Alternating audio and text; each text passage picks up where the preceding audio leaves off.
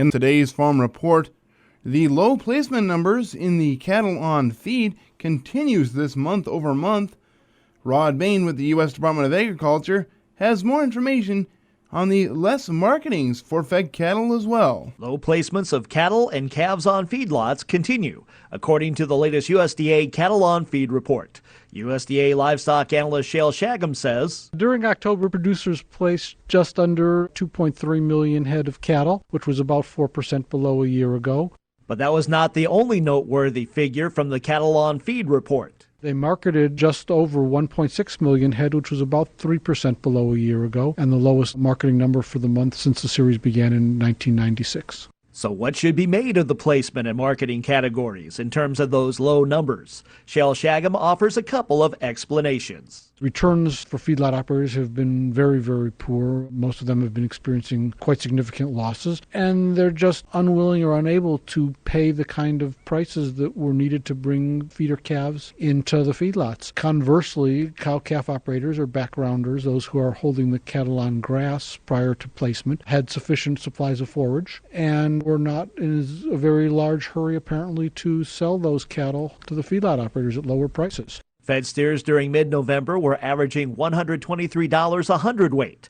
During that same time period a year ago, fed steer prices were up in the $160 a hundredweight range. Now, one area that also stands out in the Cattle on Feed report is the weights of placement cattle, with significant emphasis on the heaviest weight class. An interesting point is when we look at the weight breakouts of the cattle placed on feed during October, all weight categories were down with the exception of those cattle which weighed more than 800 pounds. So again, there's a lot of cattle which are heavy, which have been sitting on grass, which are available to come into the feedlots, and just very slow placements, largely because we're looking at very, very bad returns for the feedlot operators. But even with all that, the number of cattle on feed on November 1st was just under 10.8 million head, which was about 2% above a year ago.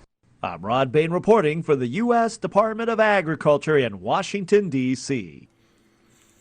The rains and wet soils in the southeastern U.S. have not only impacted cotton and peanut harvest, but are delaying winter wheat plantings there as well, according to USDA meteorologist Brad Rippey. For winter wheat planting as of November 22nd, 96% complete. 5-year average is actually 100%, or at least rounds to that number. Last year we were at 99%. The two significant southeastern states behind in winter wheat planting, North Carolina and Texas. North Carolina, 57% planted, 5-year average 80%, last year 80%, and Texas, 83% planted, 5-year average 93%, last year 92%.